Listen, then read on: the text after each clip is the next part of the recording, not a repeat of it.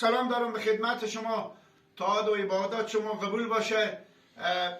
طوری که شما مشاهده میکنیم ما آمدیم به خانه همو مادری که پیار به 4 دست داده بیدم و چند روز پیش آمدیم به خدمت از اینا. یک برادر به نام علی احمد جان جعفری به می روغن و برنج و نخود و لوبی و نمک و چای و شیرینی و بالاخره ریکا و امینا صابون تمام اینا رو ما به اینا گرفتیم.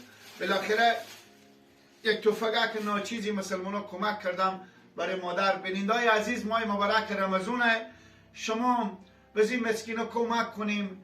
این مادر جان گفتم ما سلگ افغانی از بابت مریضی پیار ازی اولادا ما مصرف کردیم و قرضدار شدیم. مادر جان یک برادر از کشور آلمان علی احمد جان جعفری همین کار خدا وست از صابون، برنج، روغن دیگه بالاخره چای، دشلمه، شیرینی، کبریت، صابون، همه چیز، نمک، همه چیز گرفتیم داخل از این پلاستیکای.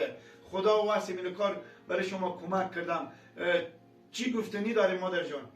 تشکر از اینا، خیلی بینم خانش آباد، خیلی بینم خیلی ناراضیم که اینا کمک کردن. ما فقیرای بیچاره مسکین این چیزو نداریم، اینا کمک کردن. خیلی بینم بسیار تشکر از نامیتون. زنده باشیم. برندای عزیز، هر برادر، هر همشیری که بزی مسکینا کمک کنم به جلو همی دوربین ما به خدمت از اینا مسپرین. خدا واسطه خیرات، زکات، سرسای روزه داریم ماه مبارک رمضان، دست از این مسکینا رو بگیریم. بینندای عزیز که الله پاک دست شما رو بگیره، با آخرت و آخرت خدای پاک به شما مزد بده.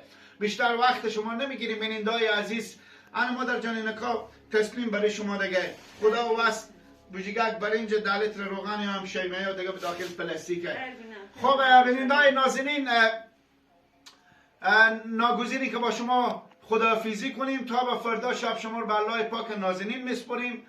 کانال هراتبرگ خود شما است. هر برادری که بزی مسکینا کمک کنم، بازم دوباره میگم خیر ببینم. تشکر از شما، از علی احمد جان جعفری هم تشکر که زحمت کشیدم. البته علی احمد جان 2 دفعه واقعا به یک مسکین دیگه هم کمک کردم. همین نابیناها بیدم 3 تا برادر اونا هم واقعا کمک کردن. خیر بینم. تشکر از شما. بخیر باشیم تا فردا شب. خدا حافظ و نگهدار شما.